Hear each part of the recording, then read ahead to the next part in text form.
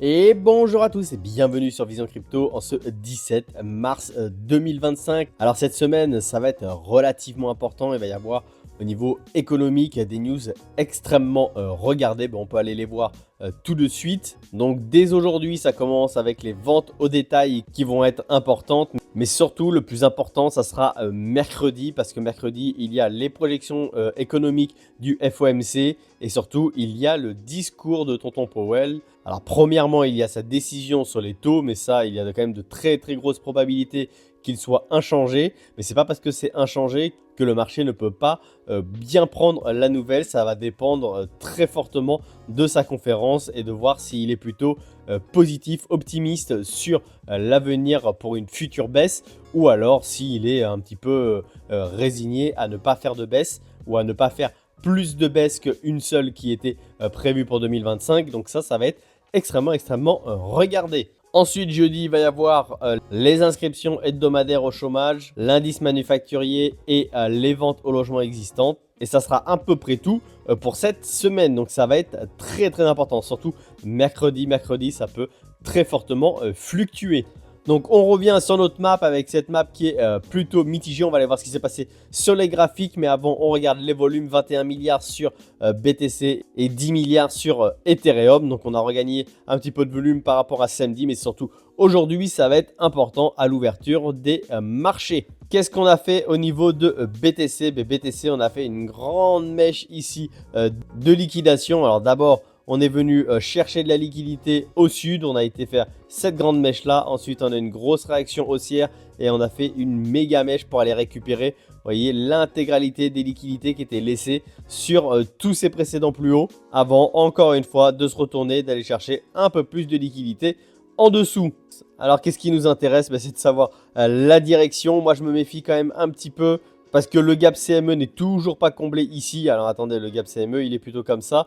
Donc le gap CME n'est toujours pas comblé ici. On est en train de recréer un autre gap CME. Regardez, si je me mets sur le Chicago Mercantile Exchange, justement, on a toujours ce gros gap CME qui n'est pas comblé. Il est comblé à 75%, mais il ne l'est pas entièrement. Et là, on a recréé encore un gap CME qui est déjà comblé à 50%, mais il n'est pas comblé intégralement. Donc qu'est-ce qu'on va faire? Est-ce qu'on va aller chercher de la liquidité au sud? Parce que je vais vous montrer, il y a de la liquidité au sud, jusqu'aux 78 000 ici. On pourrait faire une grosse mèche pour aller récupérer toute la liquidité et ensuite clôturer la mèche au-dessus pour pouvoir avoir une continuation haussière et ensuite aller combler ce gap CME là et ce gap CME là. Je vous rappelle que j'ai toujours la target des 86 000 où il y a aussi beaucoup de liquidité.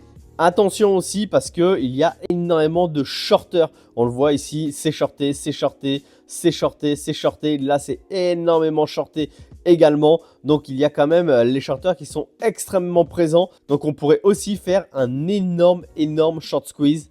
Donc, j'attends un petit peu l'ouverture des marchés pour voir ce qu'on va faire parce que je pense qu'on va faire des mouvements relativement puissants. Regardez au niveau des liquidités, ce que je vous disais. Donc, il y a de la liquidité qui s'est vraiment accumulée en dessous des 80 000. Donc, jusqu'aux 78 500. Vous voyez là, il y a vraiment une petite poche de liquidité à venir récupérer. Et bien entendu, au-dessus, alors là, on est blindé aux 86 000. C'est pour ça que j'ai toujours cette target des 86 000 parce qu'on a vraiment accumulé beaucoup de liquidité également. Donc on pourrait vraiment, soit il y a deux choix, soit on va chercher cette liquidité au nord et on comble les gaps CME, les deux gaps CME, on comble tout ça, on récupère la liquidité et après on va chercher au sud. Mais ça sera plutôt bearish parce que pour moi ça veut dire qu'on ira chercher même un peu plus bas.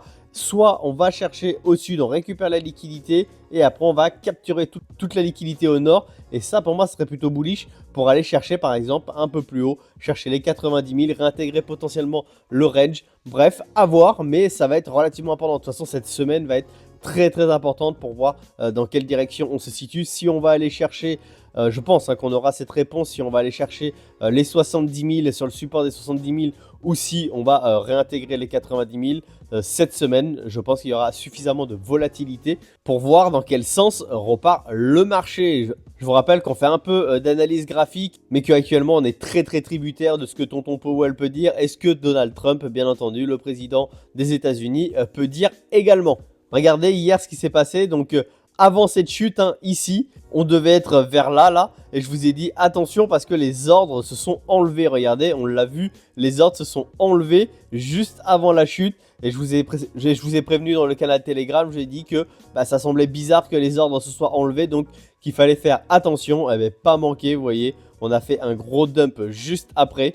C'est pour ça qu'il ne faut pas forcément se sentir ultra protégé quand il y a des ordres, parce que ça peut être ce qu'on appelle du spoofing. Donc du spoofing, c'est simplement des ordres qui sont mis pour faire croire à un certain scénario et ensuite qui sont enlevés à la dernière minute pour pouvoir liquider un maximum de personnes. Donc vous voyez en plus tous les ordres qui avaient été mis ici, on s'est arrêté pile poil où? Pile poil là où il y avait des ordres, donc on s'est arrêté, vous voyez, ici. Et après on a repoussé à la hausse, mais vous voyez vraiment c'est relativement chirurgical. Au niveau du Fear and Greed, ce que j'aime bien, c'est qu'il suffit qu'il y ait le moindre petit mouvement à la baisse pour qu'on reparte un petit peu plus dans la peur. Hier, on était à 24 avec les hausses, et bien là, on est reparti tout de suite à 22. Donc ça montre quand même que le marché est pas très optimiste et qu'il est vraiment dans la peur. De toute façon, on a très peur de ces 70 000, hein, de rechercher les 70 000. Donc c'est clairement normal.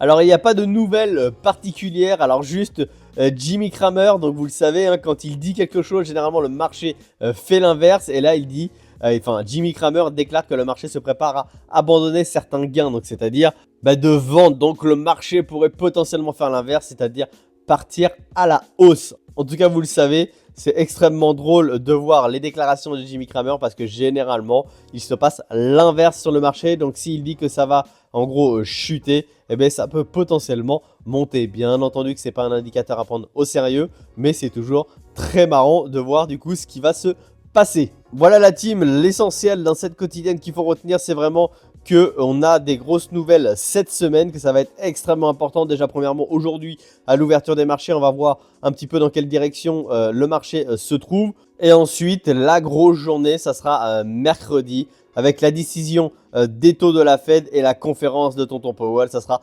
vraiment très important. Comme d'habitude, on va suivre tout ça sur la chaîne, donc n'hésitez pas à cliquer sur le bouton abonner si ce n'est pas encore fait.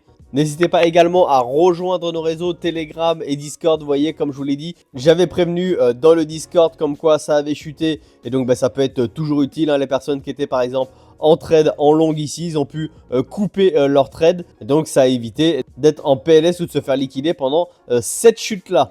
Je vous laisse là-dessus, passez une excellente journée, un excellent début de semaine. Et je vous dis à demain dans la quotidienne. Et surtout, restez curieux. Ciao!